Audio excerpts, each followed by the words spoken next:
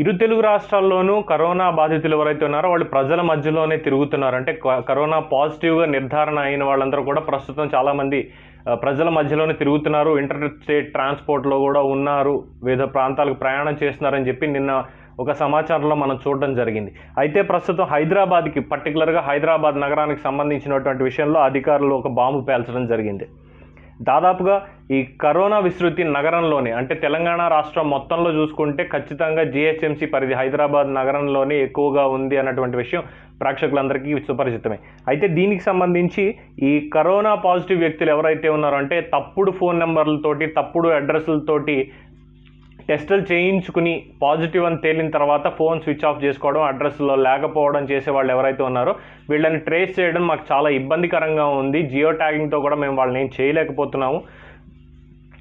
Artificial intelligence use చేసి ఏమైనా ఫోటోలతోటి చేద్దామన్నా కూడా మాకు కుదరట్లేదు. అందుకని చెప్పి మేము చేతులు ఎత్తేస్తున్నాం దీని మీద. ప్రజలు మాత్రం చాలా జాగ్రత్తగా ఉండాలి. వీళ్ళతోటి, వీళ్ళు ఎవరనేది తెలియని పక్షంలో కొత్త వ్యక్తులతో మాట్లాడడం కానీ, దగ్గరకు వెళ్ళడం కానీ ఎటువంటిది చేయొద్దు అని చెప్తున్నారు.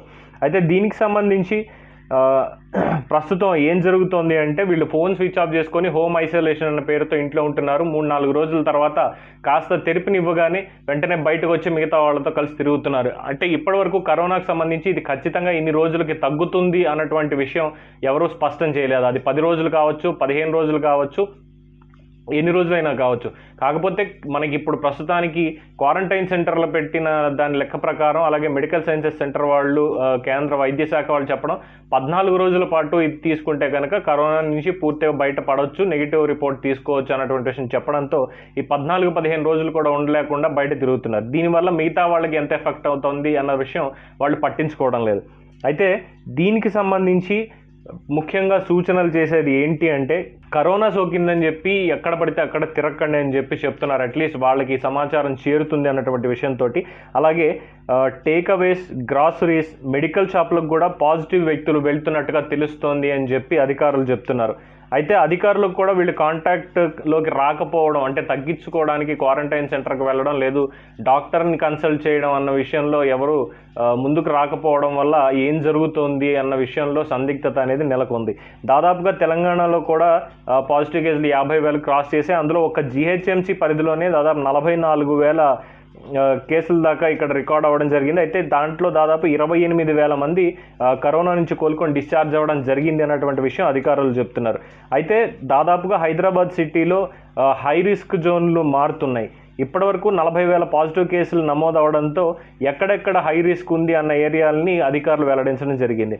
ప్రమాదకరంగా మారినటువంటి సిటీలో 8 సర్కిళ్ళు ఏవైతే ఉన్నాయో అవి యూసఫ్గూడలో 1,200 కేసులు, అంబర్పేట 2,000 కేసులు, కార్వాన్ 1,800 కేసులు, చాంద్రాయణగుట్ట 1,200, చార్మినార్ 1,100, మెహదీపట్నం 1,600, కుత్బుల్లాపూర్ 150, రాజేంద్ర నగర్లో 730. ఈ 8 సర్కిళ్ళకి సంబంధించి వివరాలను అధికారులు వెల్లడించడం జరిగింది.